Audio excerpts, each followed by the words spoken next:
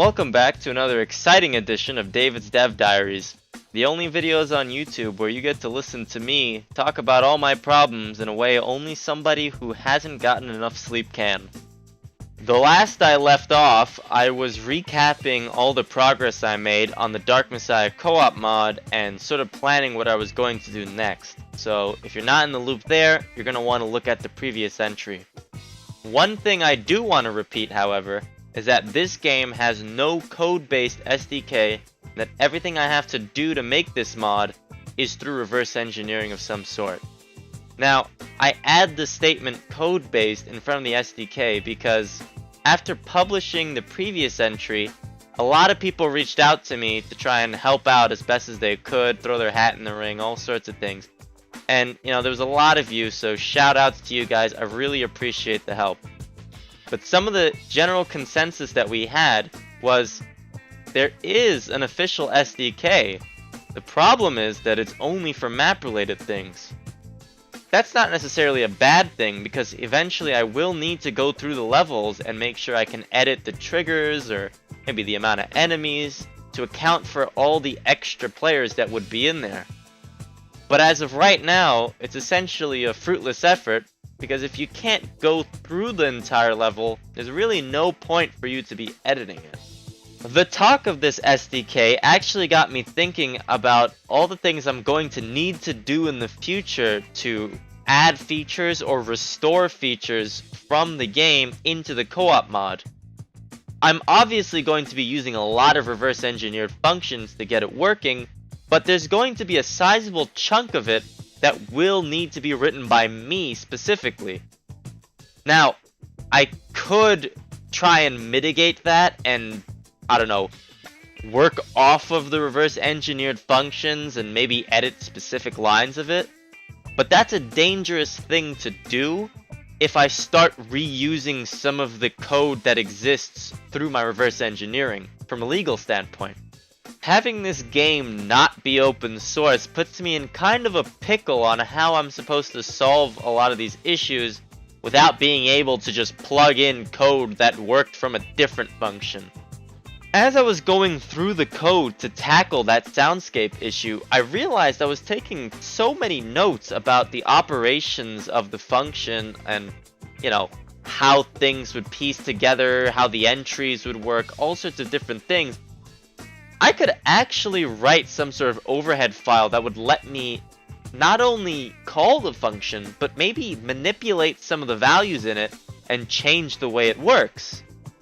And then I thought, well, if I'm taking all those notes already, and I could write files to help me execute these functions, who's to say I might not need that function later on, and who's to say the way it works might not help me with a problem from the future? And for that reason, I started leaning towards the idea of making an SDK myself. Kind of a do an hour worth of work now to save myself a day worth of work later. I just want to say this doesn't mean that I stopped tackling the soundscape issue. This just meant that I would have something to do while I maybe started tilting myself because it's just such a demoralizing mess to go through a function, think you have a solution, and then suddenly see the problem happen again, but maybe at a different point.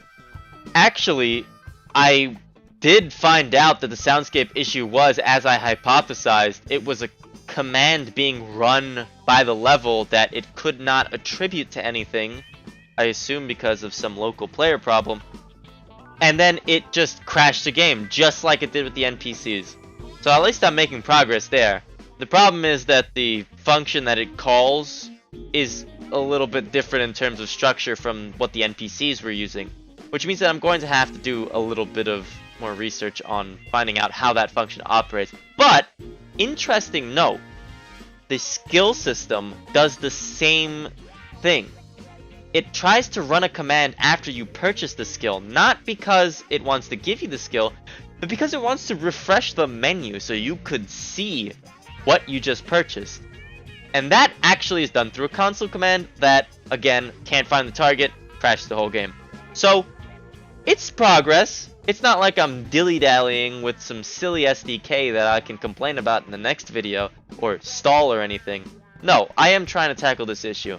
I just want to make sure that everybody understands that I am trying to do these things in parallel so that I'm not wasting any time by writing all these notes.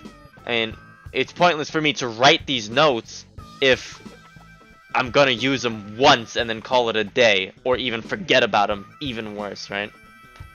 But yeah, about that SDK, I started small. I wanted to go through the structures of the different aspects in Dark Messiah, you know, weapons, players, etc. And by structures, I mean attributes that I can use to figure out a little bit more information about it. For example, a player has a name, it has a location, it has a model, the model being who you are, your character.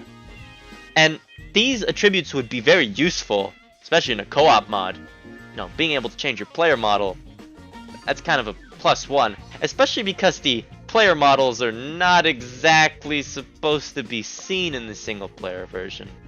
And trust me, you're going to see a video of that very soon. But to find out those different parameters, I actually worked backwards here.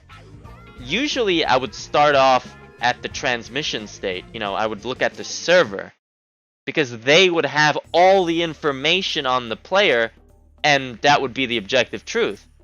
But instead, I went to the client, the person playing the game on the server. You see, they don't have all the information. The server needs to send it to them.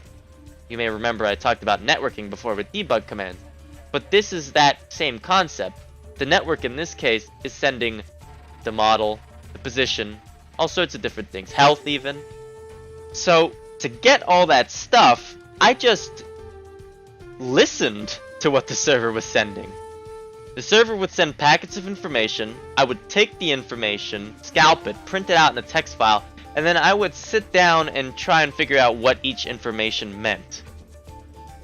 Well, this is the long way of doing it, because after doing that for maybe 3 classes, I realized that this is going to be basically a guess and check, just like the reverse engineering. But thankfully, I did some Google searching, and it turns out that there's a manifest on the client that can be used to obtain information from the class. These are called interfaces. There's many different interfaces in the source engine. Imagine them like a huge console with a bunch of buttons on it. Each interface has buttons that are for specific things. You know, you have your UI, for example. You have your player interaction. You have physics. These are all different interfaces. And you can gather information from those interfaces by going through its manifest and just reading the information that comes from it.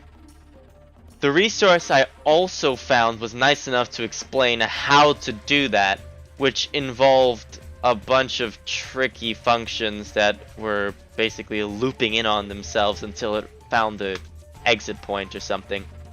So that kind of information I'm not going to get too much into detail of. But the important thing is that I've made a bunch of progress. I was actually able to get the class information for almost everything. NPCs, weapons, players.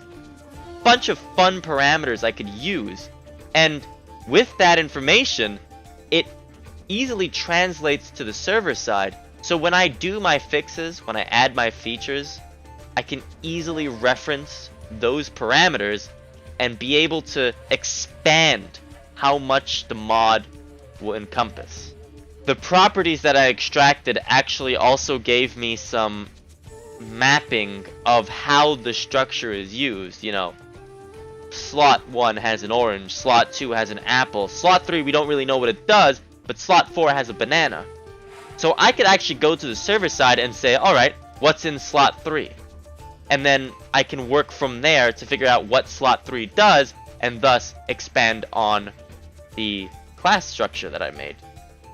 Expanding on that class structure actually has a secondary purpose in that in case of some form of emergency, God forbid, somebody can continue the project, or it could become a community effort, because it's just about adding to the classes. It's not about having to, you know, rewrite the whole thing.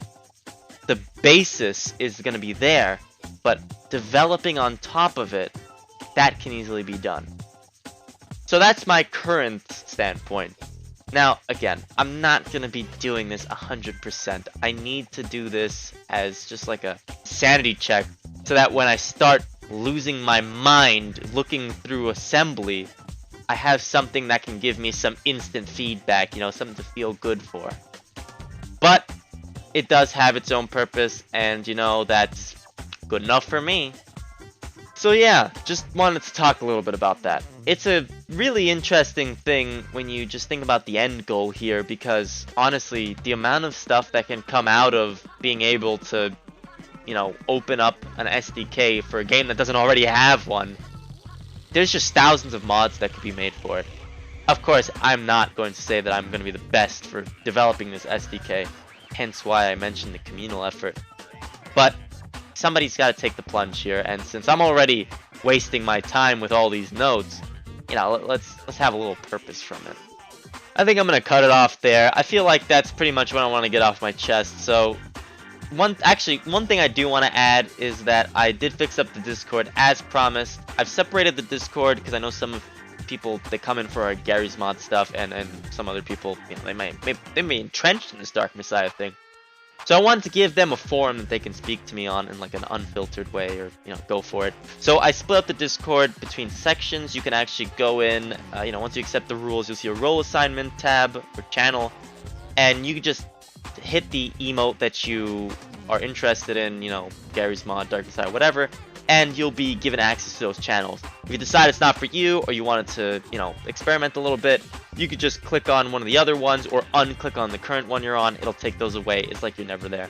I think that's a good approach to have. I don't want to have to make thousands of Discords. It's just disgusting. Discord already has a huge disjointed problem, but now I'm rambling, so let me cut it off here.